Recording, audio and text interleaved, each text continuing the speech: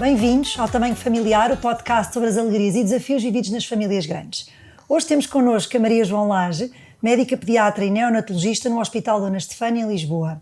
Ao longo de mais de 2 décadas tem acompanhado de perto os primeiros instantes de vida de muitos bebés, algum deles em situações particularmente frágeis, e partilha diariamente com as famílias a incerteza e a esperança que surgem nos cuidados intensivos neonatais.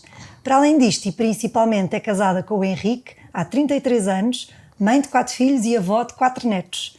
Nesta conversa queremos conhecer não só a médica, que lida com a vida num estado muitas vezes delicado, mas também a mulher e mãe, que constrói laços de amor, fé e equilíbrio entre a exigência profissional e a riqueza da vida familiar. Sem mais demoras, dou as boas-vindas à Maria João.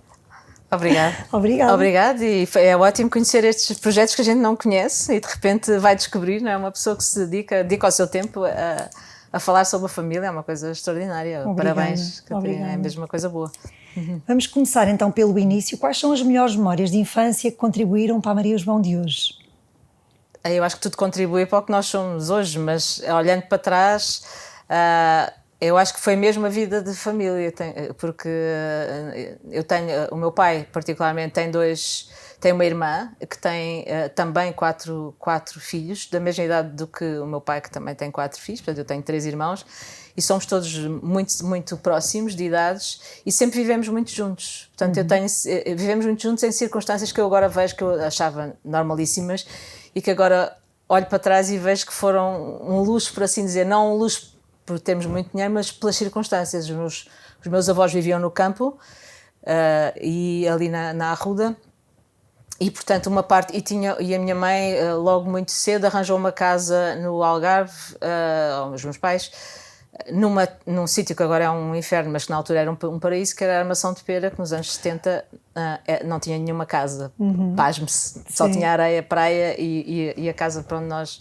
nós íamos. E nestes 2 sítios no verão, portanto, que é as boas recordações que eu tenho, por um lado do verão, que era nessa altura era muito maior, porque tínhamos para aí 3 meses de férias, e estávamos todos juntos, portanto éramos 8, todos da mesma idade, e tanto no campo como na praia, estávamos todos juntos. Portanto, a minha recordação de infância é de uma liberdade, de asneiras, não é? Como todos, mas de uma liberdade enorme.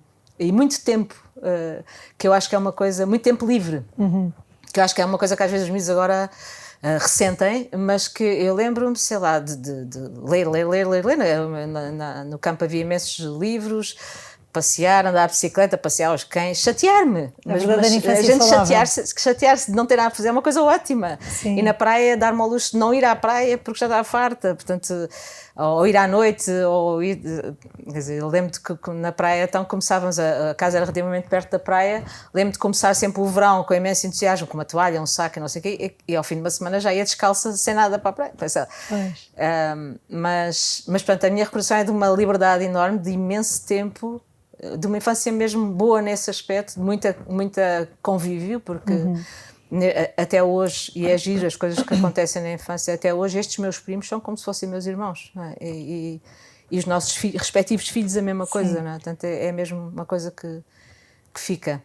Do tempo escolar também, felizmente, tenho ótimas recordações, porque a minha mãe era professora no São João de Brito, foi professora no Colégio São João de Brito durante milénios, portanto, sempre até se reformar, e portanto nós podíamos ir para o colégio à borla, o que era ótimo, porque de outra circunstância não teríamos ido. E o colégio para mim também foi uma revelação. Eu entrei no primeiro ano em que houve raparigas, o colégio de antes, não é? Eu entrei em 75, logo a seguir ao 25 de Abril, e foi o primeiro ano em que teve raparigas, portanto aquilo para uma rapariga era o paraíso. Quer dizer, só tinha uma coisa chata, era só campos de futebol. E não havia mais nada para fazer, senão cada turma tinha um campo de futebol. Mas era um espaço gigante, ainda é, não sei se conhece o colégio, mas é muito grande. E, portanto, era mais uma vez um espaço de liberdade física muito grande. E depois nós na minha turma éramos só 5 raparigas, portanto éramos tratadas como umas rainhas completamente. Então, as professoras não sabiam o que é que haviam de fazer de nós. Quando nos portávamos mal, fugíamos para a casa bem das raparigas e estava tudo bem, ninguém podia lá ir.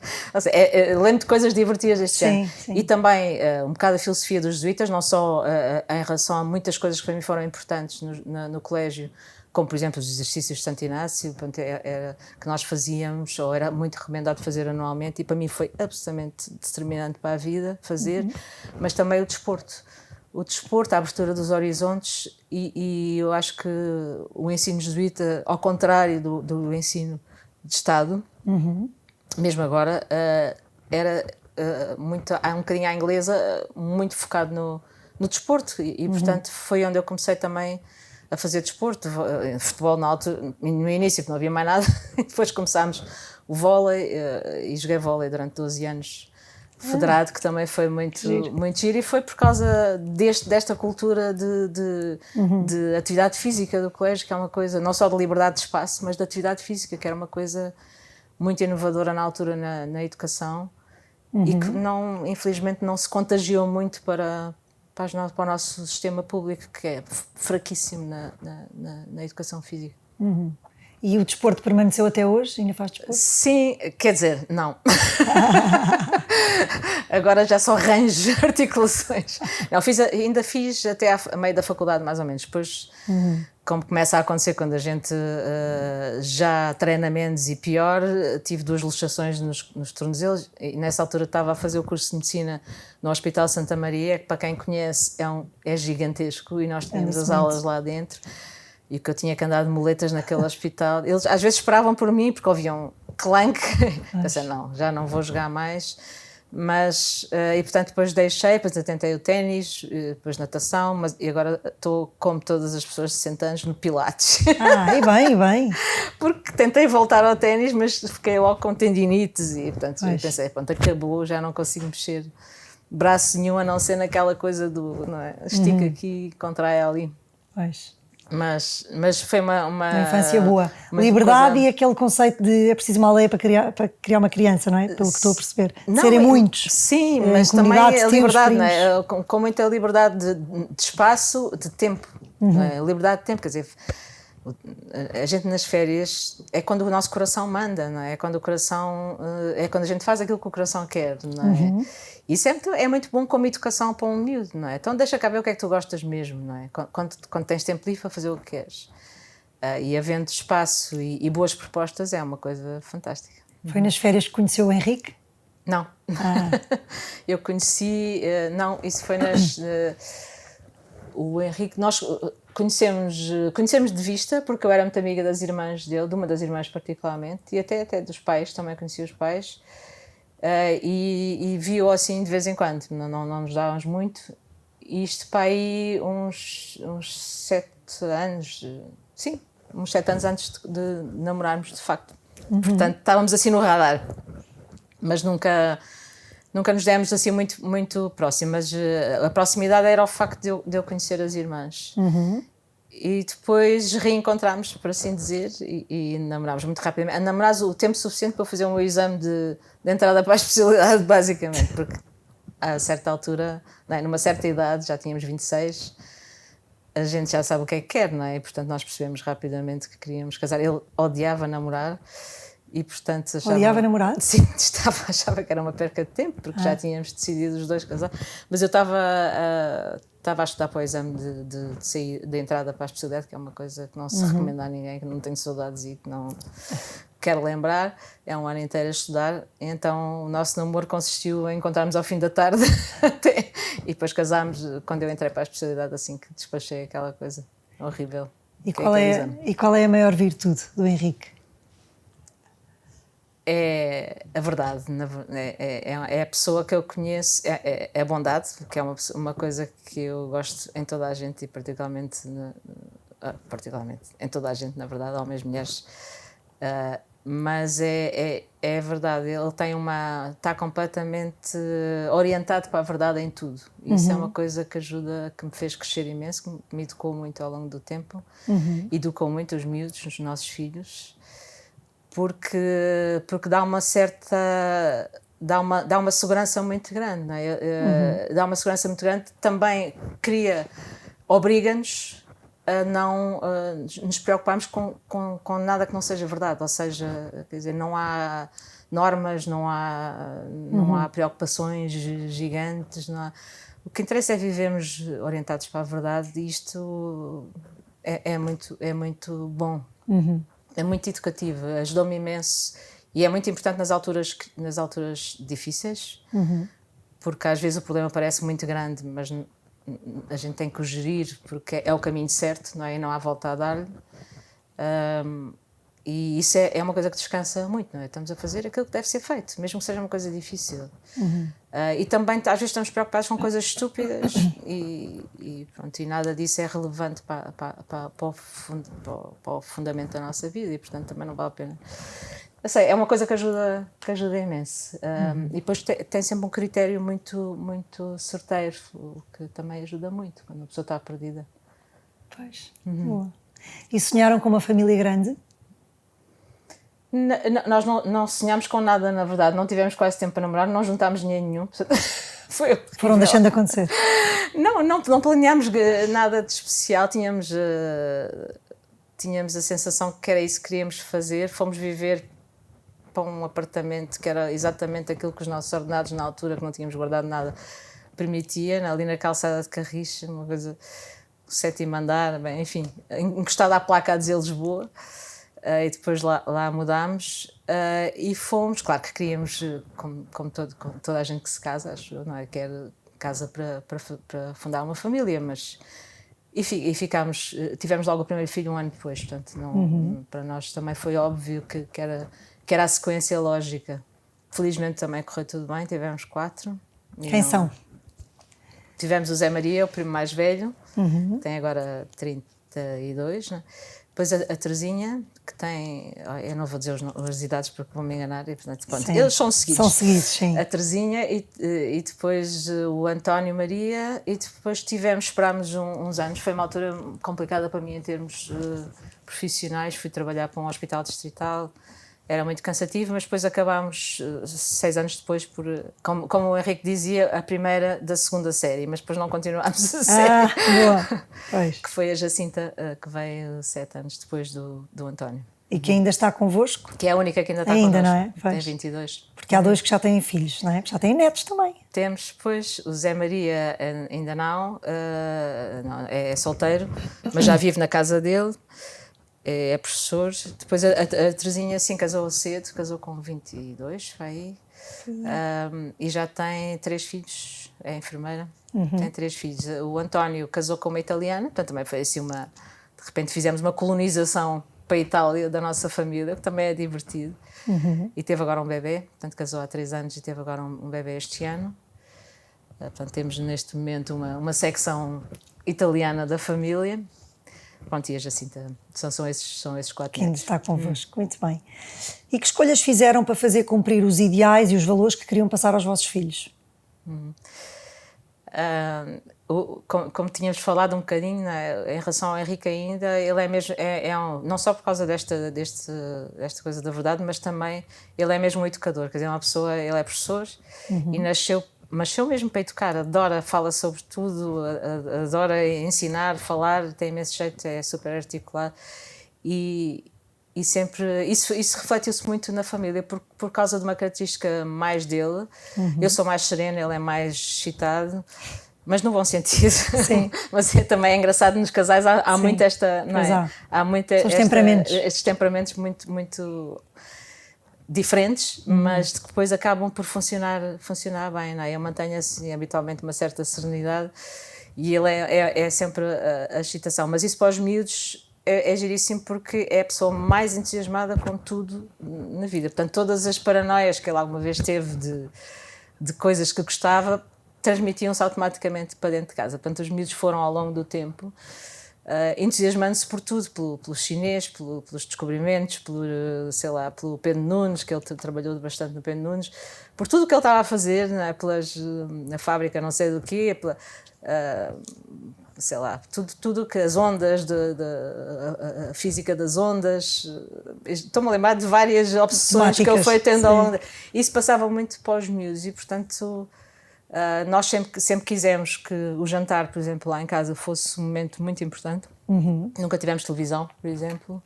Não por uma coisa programática, mas simplesmente nós não víamos televisão, depois pensámos os dois. Não foi como plano educativo, foi assim, olha, se os miúdos começarem a pedir muito, a gente arranja, mas se eles não pedirem, eles nunca pediram, então vivemos a vida toda sem televisão. Depois comprámos um ecrã para ver filmes, portanto, e foi uma das coisas também que fizemos, eu acho que os miúdos ganharam uma grande cultura de cinema, porque fazíamos por empreitadas, não é? Hitchcock, tudo, depois clássicos todos, e é giro que os miúdos têm uma relação, até, por exemplo, o Zé Maria é um cinéfilo ótimo, e olhando para trás, como a gente começou muito cedo a fazer estas séries, ele até sabe imenso, não é? Sabe imenso de cinema por causa disto. Se calhar se tivesse visto televisão não sabia tanto de cinema como sabe, e víamos séries antigas nossas, da infância, portanto, isso foi divertido. Mas aquela coisa da televisão em casa nunca tivemos. E o jantar era a hora importante do dia, portanto, ao jantar. E tínhamos várias brincadeiras engraçadas também ao jantar. Ou tínhamos, um dia era o jantar todo em inglês, outro dia em latim, mas em latim era só o Henrique que lia em latim. Porque uma das coisas lá de casa era que os miúdos tinham que saber uma língua morta qualquer. Todos sabem, os 4? Não, mas estas eram as várias paranoias que se iam fazendo nas férias, particularmente. Não tinham que aprender uma língua morta, quer dizer, iam sabendo algumas coisas. Era árabe, latim, grego. Árabe não é uma língua morta, mas... Sim. E então havia jantares, ou havia jantares com a regra de Cister, por exemplo, que não se pode pedir nada. Sabe como é que é? Do convento de Cister. É muito divertido para fazer à mesa. É assim, no convento de Cister não se pode pedir nada para si. A gente senta-se à mesa e as únicas coisas que pode pedir é para os outros. Portanto, sei lá, falta-lhe um garfo ou quer água, tem que dar a entender ao outra pessoa. Tem que estar atento ao outro, ao fim e ao cabo. Sim, eram coisas deste género. Mas... Isso era tudo dinamizado pelo Henrique. Sim, porque tem esta paixão, sim, tem esta... Mas, e os jantares eram as alturas de falar sobre o dia. Portanto, jantar com toda a gente à mesa. E conseguiam? Com horários do hospital? Sim, quer dizer, exceto os dias em que eu estava de urgência, mas esse sempre foi uma regra importante lá em casa. O jantar é quando a gente se junta todos, portanto, toda a gente tenta estar horas para o jantar, e o jantar é a altura de pôr a conversa toda em dia, seja o que for, não é? Seja aquilo que cada um está a fazer, e isto foi-se mantendo ao longo dos anos. Outra coisa que também fizemos com os miúdos, também foi divertido, era uma coisa chamada o jantar da vida. Eu estou-me a lembrar destas coisas, até nem falámos, mas... O jantar da vida era um divertimento, então todos os anos cada um tinha um jantar que a gente chamava o jantar da vida. E eu escolhia o restaurante e íamos nós os dois só com esse, não é? Com um deles, filhos. Com um sozinho, sim.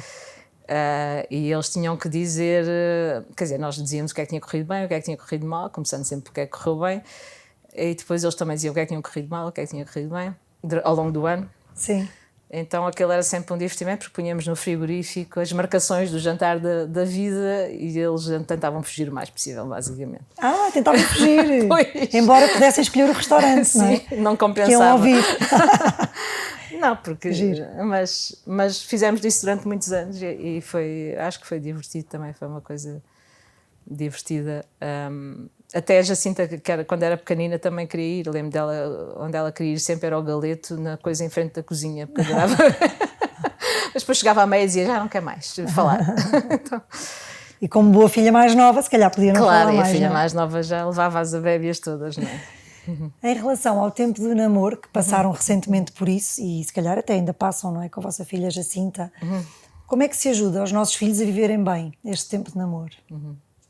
Quando chega à fase do namoro, eu acho que a gente já tem muita coisa que nos permite confiar neles. Não é? Claro que a gente tem sempre aquela brincadeira de ninguém namora antes dos 18 anos, no sentido no sentido bom em que o amor é uma coisa muito séria. Não é? O amor que informa um namoro, não é? Ou o namoro que supõe um amor adulto é uma coisa séria e, portanto, sempre nos irritou as coisas muito precoces, não é?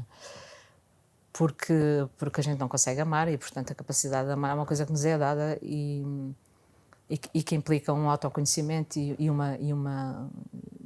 uma consciência da incapacidade de amar natural que a gente tem muito, muito grande e, portanto, implica uma maturidade. Portanto, eles de facto tivemos sorte porque todos eles namoraram relativamente tarde, mas assim namoros sérios, e nessa altura a gente tem que confiar naquilo que eles já lá têm dentro, não é? Portanto, tal como, por exemplo, quando os nossos filhos foi fazer Erasmus, a nossa conversa com ele foi, neste momento, é como quando a gente está, é como nas férias, como eu estava a dizer nas férias, não é? Agora mostra-me o que é que tens no coração, não é? E quando a pessoa está sozinha ou quando começa um namoro, então agora mostra-me o que é que a tua liberdade, não é? Que responsabilidade é que a tua liberdade te dá, não é? Como é que tu prezas a tua liberdade para escolher o bem, não é? Até que ponto é que tu prezas a tua liberdade para escolher o bem, que é quando eles vão viver sozinhos, essas coisas.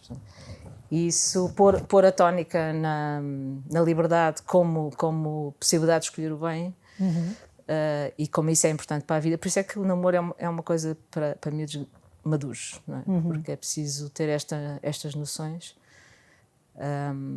E claro, e depois eu acho que a gente os preparou também, ou tentámos preparar, estou a dizer estas coisas, mas depois cada um sai para o seu lado, não é? Mas também porque são livros, não é? Mas com a segunda coisa que sempre foi a nossa coisa educativa, a nossa proposta educativa sempre foi a proposta do amor total dos pais, quer dizer, a coisa que educa mais e que sempre educou mais os nossos filhos, eu acho, é saber, e dissemos isso muitas vezes, não é? Façam vocês o que fizerem, os vossos pais gostam sempre de vocês. Façam o que fizerem, quer dizer, isto é a grande beleza da família. A família é um sítio onde, faça a gente o que fizer, somos sempre amados, não é? É mesmo, mas é que isto é mesmo, por isso é que é um dó ver a destruição das famílias, e eu como pediatra vejo isso.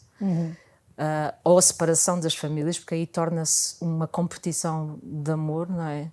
E perde-se, e fica sempre aquela sensação, eu fiz qualquer coisa que fez quebrar isto, não é? E às vezes há pais que dão um bocadinho aos filhos esta sensação, não é? Só gosto disso porque estás bem. E isto não é família, não é? A família só educa e só é boa e faz-nos crescer porque tem este conteúdo que é fácil, e a gente sabe isso, não é? Faça a gente o que fizer, a gente tem na família, estou a pensar irmãos, primos, quem tem famílias grandes tem, ou mesmo filhos, tem sempre, não é? O que se porta bem, o que se porta mal, o que é chato, não é? O que é doente, o que é saudável, o que é desportista, o que é um sorna, não é? Isto está em todo lado, não é? O tio chato, a tia querida, ou vice-versa. E no entanto, não há qualquer dúvida que a gente gosta desta gente toda, não é? E que cada um tem o seu papel. Exatamente, e que toda esta gente gosta de nós. Isto é a vida, não é? Mas na família, esta certeza de uma segurança, de um amor, é muito grande, não é? Portanto, a coisa, e é isso que educa, é isso que nos faz crescer.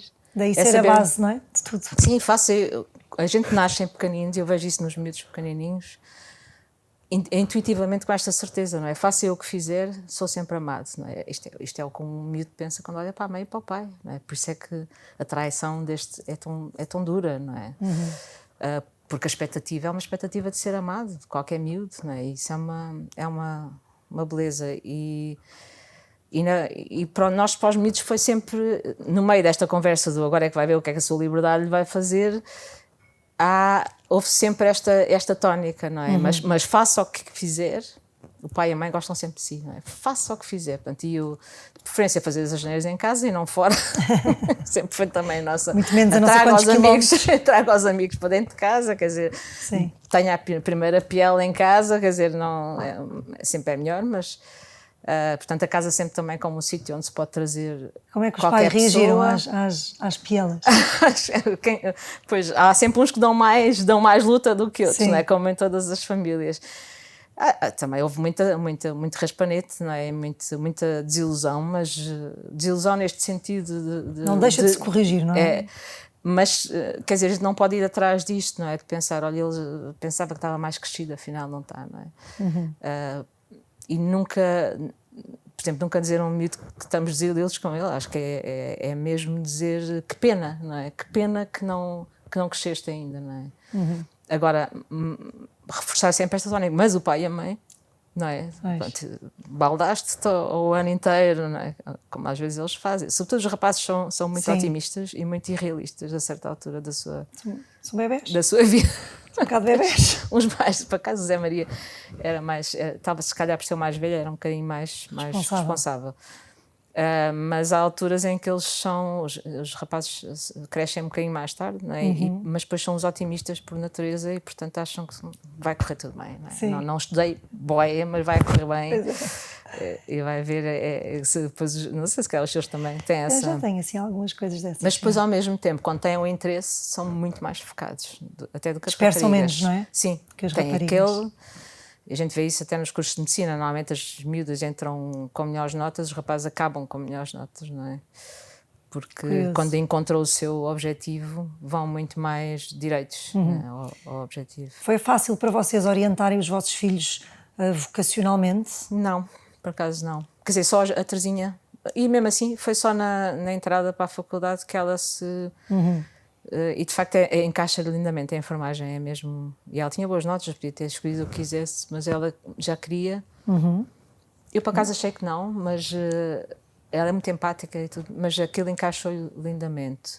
O mais velho foi mais difícil, balança muito entre letras e ciências, e de facto ele acabou por mostrar isso, fez biologia e filosofia, portanto. E faz e agora trabalha no liceu e ele tem imenso jeito para os miúdos e portanto acaba por usar as duas coisas também. A vida é sempre assim, assim, não é? Pois é. A gente quer que seja direitinha, mas os miúdos às vezes acaba por ser direitinha de outra maneira, não é? Sim. O António foi o mais focado desde o início, porque era matemática e matemática continua. Portanto, esse foi o mais direitinho. A Jacinta também andou ali a saltitar entre letras e ciências, mas depois acabou nas letras e está a fazer. Mas fez tudo gerais. Fez o curso em que ainda podia ter alguma saída, alguma opção das duas coisas. manobra, portanto, sim. também demorou tempo a encontrar-se. a encontrar-se, sim. Também escolhemos cedo. E como é que criou o equilíbrio entre a família que se constrói, portanto, no caso dos vossos filhos que já casaram, entre o interferir, não demasiado, mas o suficiente para também estou aqui para dar apoio? Isso é uma esgrima muito complicada, não é? Nós tínhamos o bom exemplo dos nossos pais respectivos. Eu, felizmente, era a quarta filha, portanto, eu acho que os meus pais nem sabiam muito bem onde é que eu andava a maior parte do tempo. E agradeço-lhes imenso por isso, quer dizer, foram os pais super queridos, e são, que ainda estão vivos, graças a Deus, mas muito... Eu agora olho para trás e penso, eu não tinha... eu jogava vôlei, não é? E tinha uma treinadora que era completamente louca e arranjava-nos campeonatos.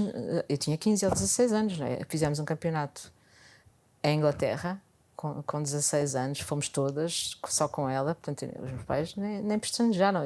Graças a Deus que eu era a quarta filha, já não.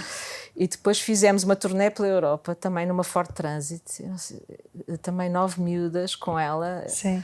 E eu não sei como é que tudo correu bem? Como é que acabamos? Eu só me lembro de chegarmos a Amsterdão, à noite, ao Porto de Amsterdão, 9 miúdas enfiadas numa carrinha. Não havia telemóveis, não é? Pois. Portanto, os meus pais tinham, eu agora penso, tinha uma descontração. Eu tinha para aí 17 ou 18, já devia ter 18, Sim. porque... mas para jogar num torneio que eles não faziam a menor ideia do que era. Portanto, este género de coisas. Fomos a Medjugorje também numa carrinha, a Medjugorje na Croácia, em pleno regime comunista, em 86, em peregrinação, mas numa carrinha também Ford Transit. Sim. Uma semana e meia, pá, aí, tivemos uma avaria, os meus pais Não souberam nada. deixaram-me ir, graças a Deus, divertimos imenso e foi super importante até para a minha vida. Mas eu olho para trás e pensei, ainda bem, portanto, eu trazia estes exemplos, o meu pai também, o Henrique também é o terceiro, mas os meus sogros também eram muito descontraídos. Ele ainda hoje goza com a minha sogra, porque diz que ela não sabe exatamente que curso é que ele tirou. Nunca soube. Mas pronto, tinham esta cuidadosos, mas com esta descontração. Foi física teórica. Assim fica aqui escrito, depois a sogra ver. E portanto nós tínhamos estes exemplos de trás, isto para dizer que também há muita coisa que a gente traz, não é? Da nossa família. Portanto, nós tínhamos estes exemplos de pais e sogros com pouca interferência na nossa vida. Portanto, também são assim. Eu acho que a única boca que eu ouvi do meu pai, que tem montes de piada, foi quando nós tivemos o terceiro filho muito seguido, porque tivemos os três muito seguidos. E ele telefonou-me e dizia, acho que te vou comprar uma televisão. Para ter aquela boca inevitável que a gente tem que ouvir. Mas era a brincar. Mas pronto, mas fora isso interferiam muito pouco e nós também, eu acho que tentamos, mas quer dizer, eu como pediatra sei que a minha filha está muito pendente quando os miúdos são pequeninos, como é o caso dos netos, não é? Pois. E mesmo agora a minha nora italiana também me manda muitas mensagens. É com essa, nem podemos interferir grande coisa porque está lá longe, não é? Pois. Mas as dúvidas em relação aos miúdos, eu sou muito. Eles requisitam muito. Claro. E é ótimo que assim seja. É normal. De resto, nós agora ficámos também com a casa dos meus avós no campo e, portanto, que é um sítio onde eles podem ir. E, portanto, deixamos um bocadinho à iniciativa deles, mas eu gosto imenso de receber. Portanto, eles já sabem que é assim, podemos ir, eu digo sempre podem. Não é? Essa eu acho que é a única coisa que eles sabem de certeza, que podem ir, podem deixar, podem ir de fim de semana aos dois e despejar os miúdos lá em casa. Sorte. Não, pois, dentro do possível do meu trabalho, mas isso eu sei que eles sabem que eu gosto. Pois. Agora, e o avô também. Nós, por exemplo, ir lá à casa não é assim tão frequente. E tentamos muito, como os meus pais e os meus sogros fizeram connosco, não é? Desenrasquem-se, não é? Nós não tínhamos. Sim. Tiveram rede de apoio? Tivemos, eu herdei, por assim dizer, uma empregada de uma senhora super querida de Trás-os-Montes, que era de casa da minha mãe, e portanto tive a grande sorte de poder tê-la em casa, ponto, das 9 às 5, portanto, aquela hora, e portanto quando os miúdos, por exemplo, ou seja, os miúdos só foram para o infantário aos 3 anos, que foi uma coisa ótima. Ela ficava com eles, era daquelas... Sim, que dava 2 ao colo e dava para o terceiro. Sim, quer dizer, limpava, não sei, hoje em dia não é tão difícil. Ela limpava a casa, cozinhava e tomava conta, às vezes, de 4 ou 3, pelo menos os mais velhos, quando estavam doentes. Portanto, e aquilo saía tudo direitinho, não tinha qualquer problema, eles adoravam. Aliás, a minha filha, a Terezinha, estava sempre a querer ficar em casa doente à quarta-feira, que era quando estava lá. Ficava sempre com um bocadinho de febre, mas portanto, tive essa sorte. Mas os meus pais, a mãe e a sogra trabalhavam e, portanto, mas, por exemplo, fim de tarde ficavam muito, os meus dias de banco ajudavam o meu marido. Não tanto a minha mãe ajudava muito nas férias, porque fazia a mesma coisa, não é? Nessa altura recebia os miúdos também, íamos todos, recebia os miúdos para ficarem lá, muitas vezes, para ficarem na Arruda ou mesmo no Algarve. E portanto a minha mãe também nunca teve problemas, também é uma alentejana matriarca, não é? Nunca teve problemas de tomar conta de 9 netos ao mesmo tempo, não é? Ela tem... E portanto também tínhamos esses bons exemplos, mas porque é que isto não se torna complicado? Porque é que é importante a família, até alargada, ou as boas recordações que a gente tem da família, porque depois nada disto é uma complicação. A gente já viu. Já viu isto acontecer, não é? Já viu uma casa cheia de miúdos e não acontece nada, não é? Já viu os miúdos, comem o cá no frigorífico, se não houver, não comem, já viu que não tem que os entreter porque eles se entretêm, não é? A gente já viu isto e, portanto, já não tem aquela ideia que isto é uma complicação, não é? Porque já aconteceu, não é? Já é normal, os meus irmãos também são assim. E isto é uma grande benefício de uma família, não é? Sim, sem dúvida. Descomplica montes de coisas, não é? Eu vejo, ali faço consulta com os pais e todos sempre, e às vezes vejo e só acontece, está a complicar uma coisa que não é complicada, não é complicada. Arranjar um jantar para 6 pessoas, quer dizer, qualquer coisa, é muito mais giro estar sentada à mesa com 6 pessoas do que a complicação, proporcionalmente à complicação de ter que fazer qualquer coisa, ou de ter a casa cheia. Sem dúvida. Com 33 anos de casamento, qual é o melhor conselho que pode deixar a quem está no início da caminhada? É ótimo. É a maior aventura que se pode ter, não é? A seguir a nascer, não é? Como diz o Chesterton, nascer é a grande aventura. Aliás, o Chesterton também diz uma coisa gira sobre o casamento. O Chesterton é um autor inglês que eu gosto muito, um escritor. E ele diz que o casamento é o longo processo de perceber com quem é que a outra pessoa devia ter casado. Essa nunca tinha ouvido. Isto é muito verdade, não é? A gente, não é? À medida que vai crescendo em amor pela outra pessoa, percebe as suas insuficiências, mas percebe isto também, percebe isto de uma maneira serena. Mas eu acho que é uma grande aventura e é a maior aventura que se pode fazer, entregar a vida a alguém e receber a vida do outro em retorno. E claramente para além das nossas forças, portanto precisamos de muita ajuda para isto. Quer dizer, também ter esta noção de que a gente, como eu estava a dizer há bocado, não é? Que é verdade também para os miúdos no namoro, não está dentro da nossa possibilidade, apesar de o desejarmos, conseguir amar, não é? Isto só se consegue com uma graça, não é? E a mesma coisa no casamento, e portanto o casamento é uma grande gratidão de receber esta graça de conseguir amar e também de haver alguém que nos entrega a sua vida. Portanto, uma pessoa, tal como os filhos, não é? Viver a vida na gratidão por isto, não é? E na gratidão por conseguir dar um passo tão grande de liberdade, que é um passo mesmo de gigante, não é? A aventura de um casamento. O compromisso é uma coisa do qual muita gente foge hoje em dia, a começar pelos miúdos, não é? A começar pelos graúdos até. Sim. As pessoas não gostam de um compromisso do qual não se pode voltar facilmente atrás. Toda a vida está gerida, não é? Em tudo aquilo em que haja uma porta de saída para trás, não é? Mas a marca do homem é fazer um compromisso radical com a vida, com as coisas, com as pessoas. Isso é que faz crescer e, portanto, é uma aventura fantástica. Eu recomendo a 100%. Boa. Como é que foi o caminho desde a medicina até à neonatologia? Foi um sonho ser médica? Como é que aconteceu? Isso também tem graça. Na minha família é tudo mais ou menos... A minha mãe e as minhas duas irmãs são de letras. O meu irmão está na parte agrícola. O meu pai é veterinário, é a única pessoa mais ligada à ciência, ou medicina veterinária, assim. Mas era anatomopatologista, portanto fazia as autópsias. Às vezes eu ia com ele ao jardim zoológico, isso era divertido, autopsiar lá os bichos. Mas eu tive uma certa dificuldade por causa disto. Eu também gosto muito de ler e de escrever. E isso acontece muito a muitas pessoas, porque a medicina, no fundo, está ali no meio das humanidades e das ciências, eu acho. Sim. Porque tem uma parte muito humana, embora a ciência que está tem por uma parte detrás. de relação, tem Claro. uma parte de ímpeto de ajudar os outros, não é? Portanto, é uma grande mistura.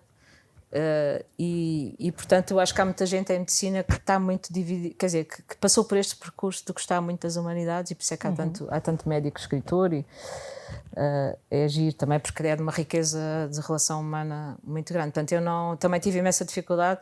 E confesso que quando comecei o curso eu odiei, portanto, aqueles 2 primeiros anos, mas também porque os nossos cursos de medicina são, verdade seja dita, uma seca.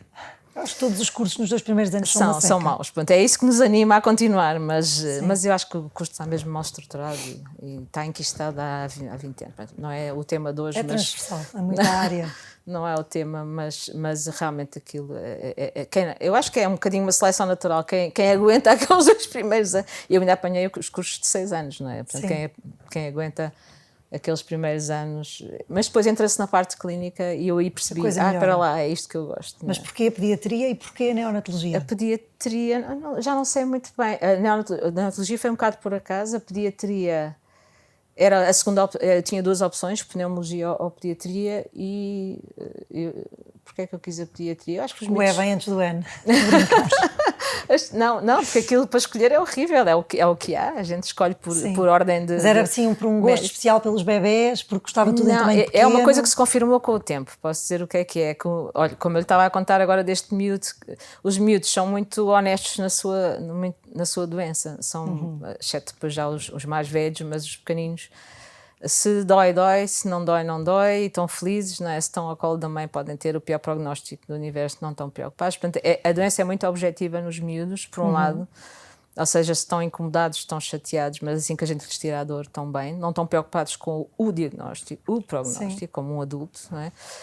E, por outro lado, sobretudo estes miúdos com quem eu lido mais agora neste momento, que têm doenças complexas e crónicas, a doença está incorporada na sua personalidade. Isso também é muito giro. Quer dizer, os miúdos não têm uma coisa, os miúdos são como são.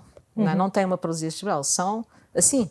Não têm uma hemiparésia. Portanto, aquilo faz parte da sua personalidade. Isso é também uma lição, não é? Portanto, ou seja, eles são muito mais holísticos nesse aspecto, quer dizer, a sua pessoa inclui tudo, muito mais facilmente do que um adulto, não é? Que acha sempre que é de uma maneira e depois tem uma diabetes, uma hipertensão, que são coisas que lhe acontecem estranhas à sua pessoa, não é? Isto por um lado. Portanto, os miúdos são giros como doentes e depois são de uma alegria. E até se calhar uma leveza quando comparamos com o adulto. Sim, muito mais. É por isso, não é? Eles conseguem ter uma vida normal, ou considerar a sua vida normal, às vezes com imensas limitações, não é? Coisa que atormentaria o sono de qualquer adulto, só de pensar nas limitações, sem sequer as sentir assim tanto, não é? estando diariamente na neonatologia, onde lida com o princípio da vida muito frágil, como é que tem aprendido a equilibrar, por um lado, o rigor científico, mas também, por outro, a emoção humana? Pois, isso também por isso é que eu estava a dizer que os nossos cursos estão muito mal feitos, porque fazem essa separação, não é? Fazem essa separação e depois a gente fazem várias separações. A gente acaba o curso a achar que vai trabalhar sozinho, que é um erro, não é? A gente trabalha totalmente em equipa e tem essa separação na cabeça, não é? Eu tenho uma competência científica e depois há uma coisa que é falar com o doente. Mas sente-se livre para conjugar as duas? Tem que ser, não é? Sim. Porque é completamente impossível. Por causa disto também. Com os miúdos, claro que é mais fácil porque este pacote vem todo junto, não é? Mas com os pais, é impossível não ter que jogar numa relação para ver um miúdo, ele nem sequer nos deixa escutar, não é? Agora, mas temos os pais, exato, e portanto... Sempre ouvi dizer que são o maior desafio da pediatria, os pais. São, mas também são os grandes aliados, são os maiores aliados da pediatria. Claro. Uma boa família vale 100 remédios. Verdade. É verdade, e portanto, e os pais são muito valentes, mesmo, quer dizer, os pais que a gente vê habituam-se a tudo, não é? São os principais, são eles quem ama mais o seu filho e portanto eles fazem tudo, fazem tudo, não é? São profissionais de saúde encartados ao quadrado, não é? Sim. Com o extra de um grande amor pelo miúdo, portanto são os aliados giríssimos da pediatria e também isso às vezes irrita, não é? Este deixar os pais de fora, particularmente na área em que eu estou, que são intensivos. Cuidados intensivos, a gente acha, ok, então o pai fica ali e a gente trata do miúdo aqui, mais nós, mais a máquina, mais o ventilador, não é? Pois, por acaso ia perguntar isso, que era como é uma área muito tecnológica, como é que se mantém viva aí a dimensão humana e relacional? Não, fazem? ainda é mais importante porque se a gente não faz o caminho com os pais desde o início, os próprios pais têm dificuldade em aceitar este processo. Portanto, neste momento a nossa principal cultura da minha unidade, e aquilo porque a gente tem lutado muito, é fazer com os pais transformar um período que é terrivelmente doloroso e muito duro, não é? Que é ter um miúdo em cuidados, um pequenininho em cuidados intensivos, às vezes muito tempo, às vezes 5, 6 meses, temos lá, transformar isso num período de crescimento humano e não numa desgraça que a gente quer esquecer, não é? Portanto, começar, e mais uma vez, tal como a gente tenta fazer na educação dos nossos filhos, é olhar para a pessoa com gratidão, não é? Um filho não é o projeto que eu pensei, o filho é uma dádiva, é um dom, é uma graça, é uma coisa que a gente recebe, não é uma coisa que a gente faz, não é? Isto pode parecer uma frase dura, mas isto é o que está na cabeça de muitos pais quando nos chegam e depois percebem que o miúdo tem uma malformação genética que eles não sabiam, não é? De repente tem um problema grave e na cabeça deles está... O que é que eu fiz mal? Exato, o que é que eu fiz mal, que é uma coisa terrível e não há doença sem alguma sensação de culpa, particularmente, até mesmo a prematuridade. É verdade. Até quando os nossos filhos se constipam, exatamente. O que é que eu fiz? Para que é que eu fui não é? Para que é que eu fui? Para que é que eu levei ao cinema? E nas mães, então, por exemplo, a prematuridade, que é uma coisa, obviamente, a maior parte das vezes completamente imprevisível, tem uma carga de culpa das mães e às vezes dos pais também, terrível. Portanto, há ali mas não só isso, mas também não foi isto que eu quis, não foi isto que eu planeei, não foi isto que eu projetei, porque a cultura está toda feita para, não é? Para eliminar a realidade, que é a gente não controla nada, e impor uma coisa que é você... é que decide como é que vai ser o seu filho, não é? Isto é com que os pais são bombardeados, portanto faz 1000 exames e análises e testes e não sei o quê, porque para o seu filho ser saudável, isto é uma irrealidade em relação à vida completa. E, portanto, sair deste registro da desgraça e passar para um registro de graça, ou seja, de um presente. O filho é um filho não só pelo amor que desperta no coração dos pais, e agir. Essa é a grande descoberta deste período doloroso e é aquilo que salva esta experiência, é deixar vir ao de cima aquilo que já lá está logo, mas que os pais não reconhecem tão bem, que é uma capacidade de amar brutal que eles nunca tinham conhecido antes, nem mesmo entre marido e mulher, não é? Também tem essa experiência, não é? Tem filhos. Sim. E quando nasce um filho, nasce não é, uma capacidade de amar de uma maneira tão altruísta. A gente ama mesmo sem querer nada, não é? De volta, ou quase. E no miúdo doente, às vezes não se tem mesmo nada de volta, não é? Porque os miúdos não... Por isso ainda muitos mais, deles, não é? exato. E portanto isso é mais evidente e é isto que constrói, que torna esta experiência mesmo uma experiência de crescimento humano. Agora a gente tem que amparar um bocado isto, porque a tentação de fugir... É muito. De fugir, de pôr barreiras psicológicas nisto, não é? De se defender, por assim dizer, do sofrimento é muito grande, não é? Quando a única coisa que salva o sofrimento é este amor. Mas é um percurso mesmo giro. Eu gosto imenso, cada vez, talvez olhando para trás, o que é que eu aprendi mais, ou o que é que me deu mais gozo aprender mais do que as doenças e os tratamentos, que também é giro, não é? Termos alguns miúdos que entram mal e saem bem, não é? É uma coisa muito gira. Mas aquilo que eu acho que gostei mais foi fazer este caminho com os pais. Que aprendi mais. O percurso que é feito de crescimento também, assistir não é? a muitos percursos, que é uma coisa que nos ensina imenso. E depois podemos criar uma cultura de ajuda aos pais, que eu espero que seja melhor agora do que era há uns anos atrás, e depois passá-la aos mais novos, não é? Nunca se esqueçam que estes pais estão a sofrer muito, não é? Estão a sofrer muito, estão deparados de repente com, não é? Com um miúdo que morre ou que vai ficar muito doente. Às vezes há ali uma via no meio que ainda se pode correr bem, mas há outras situações em que a gente já sabe que não há hipótese. Não é? E sente nos médicos mais novos essa capacidade de empatia, porque às vezes também a própria imaturidade pode não nos dar aquela... Eu acho que a capacidade de empatia é enorme em toda a gente, na verdade, e particularmente em todos os profissionais de saúde. O que eu acho que falta é autorreflexão. Ainda ontem estava a falar sobre isso, porque ontem tivemos uma sessão lá na unidade, geralmente eu ponho alguns casos clínicos e discutimos o que é que iam falar, o que é que achavam que os pais iam perguntar e o que é que a gente respondia. E esta reflexão sobre o que eu noto, e por isso é que eu acho que os nossos cursos estão muito deficientes, agora um bocadinho melhor, o curso da Católica está um bocadinho melhor, mas é os miúdos chegam a muito, muito tarde, sem qualquer autorreflexão sobre nada. Se perguntaram, mas isso é transversal a qualquer área, não é? Não é só na medicina. De 18 anos, de 20 anos, a gente pergunta o que é o sofrimento, não é? O que é que acha que é um prematuro? Acha que tem o mesmo valor a vida de um prematuro? Como é que se joga a beneficência, não é? A beneficência a maior beneficência para o miúdo e a mediação dos pais, como é que isso se joga? Não é? Como é que consegue falar sobre a morte? O que é a morte? Esta autorreflexão sobre a vida é muito superficial mesmo. Quer dizer, depende de todos os nichos, não é? Dos colégios, há exceções em todo lado. Sim, mas no geral... Mas sim. Por acaso ia fazer essa pergunta sobre a defesa da vida, que é, para um médico ser defensor da vida é uma coisa quase que básica, no entanto, nem sempre isso acontece, ou nem sempre isso é fácil. Sim. Como é que se defende a vida sempre no meio da comunidade médica? Pois, mas eu acho que é isso mesmo que estava a falar antes, é? Porque a pessoa não tem sequer uma noção do valor da sua própria vida. Nunca pensou sobre isso, nunca pensou sobre a morte, nunca pensou sobre o sofrimento.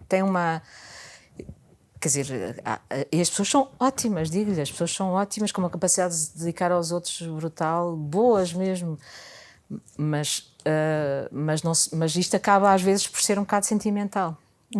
Quer dizer, eu tenho uma ligação sentimental às coisas e, portanto, o sofrimento faz imensa impressão, mas o mal não é o sofrimento, não é? O mal é a mentira que a gente põe sobre as coisas, não é? É dizer que uma vida de um miúdo com uma deficiência não tem valor, ou que a vida de um prematuro não tem o mesmo valor que a minha, por ser pequenino, ou por estar dentro da barriga da mãe, não é? Isto é que é o mal. O mal é a mentira que a gente cria sobre a realidade. O sofrimento faz parte, como a gente bem sabe, não é? Basta olhar para a nossa vida. O sofrimento é absolutamente não torneável, não é? Agora, atravessar o sofrimento com uma mentira ou atravessar o sofrimento com a verdade e com o amor são duas coisas completamente diferentes. Portanto, o que eu acho que, por exemplo, as pessoas acham que ainda há uma noção, há menos agora, mas ainda há uma noção que se pode vir fazer uma medicina sem pensar, por exemplo, a ética é uma coisa que as comissões discutem, lá os chefes, não é, que vão às reuniões de ética discutem. não é uma coisa do dia a dia. Ou seja, pode-se exercer medicina sem pensar em nada, não fazendo um juízo sobre nada, não tendo uma coisa estéril. E isto é uma ilusão, quer dizer, porquê? Porque se a gente não tem uns valores, a gente tem sempre valores quando vai falar com os pais. Tem os nossos valores. Agora, os nossos valores podem ser totalmente não examinados, a gente nem sabe quais são, é a cultura, é o que leu no Expresso ou o que leu na véspera, ou pode já ter pensado muito sobre o assunto e sabe o que é que pensa. Não é? Mas a gente vai sempre para uma conversa e tem sempre uma opinião baseada num sistema de valores. Sim. As pessoas acham que só há os valores religiosos e o resto é nada, não é? É uma coisa estéril, científica, não é? Indiferente. Indiferente, ou a outra palavra que agora me está a escapar, neutra, assim é que é. Portanto, as pessoas acham que ou se é neutro, que é uma virtude, ou se é religioso, que é uma subjetividade. Não é? Isto é completamente imbecil, quer dizer, as pessoas têm sempre, ou têm os valores da cultura dominante, ou têm os valores que imaginaram, que pensaram, não é? Nunca vão para uma conversa com os pais sem valores. A questão é que ou os conhecem ou não os conhecem. Por isso é que eu estou sempre a chatear o pessoal. Então diz lá, o que é que tu pensas sobre? O que é que achas da vida de um prematuro? Achas que viver com uma malformação é uma desgraça? Ou não? Não é? O que é que achas? Porque tens que achar qualquer coisa, não é? Porque senão a conversa com os pais ou vais desenvolver um percurso de medo e terror do futuro, que muita gente faz. Eu já assisti a conversas no pré-natal que não dá para acreditar. Que a pessoa quer sair da sala, não é? Que é do género, você acha que vai conseguir viver com um filho com uma malformação grave? Mas que conversa é esta, não é? É como a gente perguntar, você acha que se a sua mãe ficar doente, você vai conseguir tratar dela? Pois. Isto é uma opção, não é? E isto é a conversa que se faz, não é? A conversa do medo, não é? Você não tem capacidade, você não tem estrutura social. E como é que se age perante isso, nessas alturas assim? A pessoa cala, corrige depois. Eu agi não indo para a obstetrícia. Que eu acho, olha, não é? Conhecendo alguns amigos obstetras, eu acho que é o terreno da guerra total, quer dizer, porque não há nada mais fácil. Eu trabalho, pronto, na pontinha quase no final da neonatologia, e no início do outro, não é? Mas enfim, eu já tenho a grande virtude, na maior parte dos casos, não é? Às vezes também temos que ir falar com os pais antes dos bebés nascerem, mas já temos um bebé nas mãos, quer dizer, que é uma realidade que se impõe totalmente, não é? Quer dizer, isto não é outra coisa senão uma pessoa, não é? Agora, eu acho que, e mesmo assim é fácil assustar os pais, não é?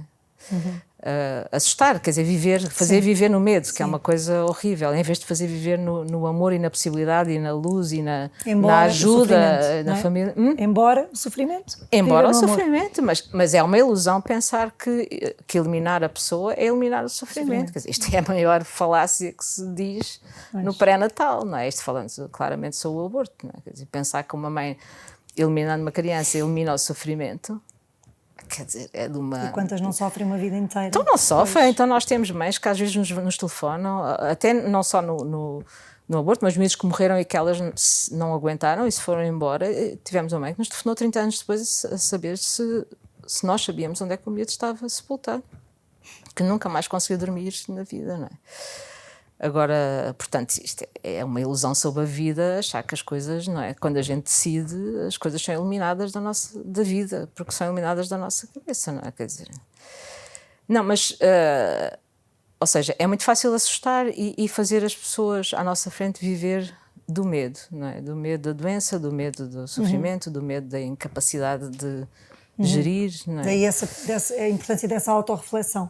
Sim, portanto, uma pessoa tem... E por outro lado, esta ilusão de que a gente pode funcionar de uma maneira neutra, não é? A gente, se não sabe os valores que tem, se não os informou, e se não estudou, e se não leu, então tem os valores da cultura dominante, né? Daquilo que ouviu, não é? No telejornal e nas coisas, nos mídias da semana passada. Portanto, alguma coisa tem.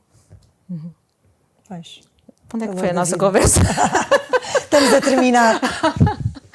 Não era nada disto, tinha planeado. Não, mas eu acho que foi um bom closure sobre a defesa da vida e o valor da vida. Pois. Acho que ficam aqui noções muito importantes. Vamos às 3 perguntas finais, de resposta rápida e intuitiva. Onde é que se imagina daqui a 10 anos? Quer na vida profissional, quer na pessoal? Um flash. Eu espero já não ter vida profissional daqui a dentro. Só netos à volta. Não, o nosso sonho, eu e o meu marido, é mudarmos para o campo e recebermos miúdos. E termos uma casa de acolhimento. Acolhimento no sentido mais educacional da coisa, de ser um sítio onde as pessoas que queiram ir passar uns tempos connosco possam ir, ter os filhos dos nossos amigos. Do ponto de vista educativo também o Henrique faz muito acompanhamento de doutoramentos e há muitos miúdos a ir estudar sozinhos, miúdos que querem estudar para lá. Portanto, este é o nosso sonho assim. Muito bem. Que acaba por ser um bocado profissional família, e pessoal aí, pois, não é? Profissionalmente, o médico tem sempre dificuldade em desligar-se, não é? Sim. Não sei. Irão existir sempre miúdos para ver e para dar sim. uma opinião. Eu acho que a vida de cuidados intensivos é muito desgastante e, portanto, aí eu vou ter que sair mesmo.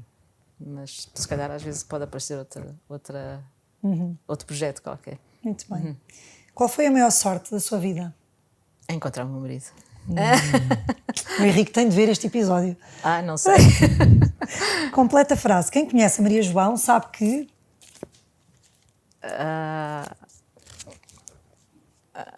Sabe que... Isso é difícil de responder. Sabe que pode vir sempre falar comigo. E isso, pronto. Desde que não seja ao telefone. Que é uma falar defensora da vida. E que defendo, sim, a vida, os miúdos e os pais. Eu sou a grande defensora dos pais, das famílias e das crianças em qualquer circunstância. Muito bem. Obrigada. Foi um gosto. Foi uma ótima história, uma ótima conversa. E no próximo episódio teremos mais uma família inspiradora.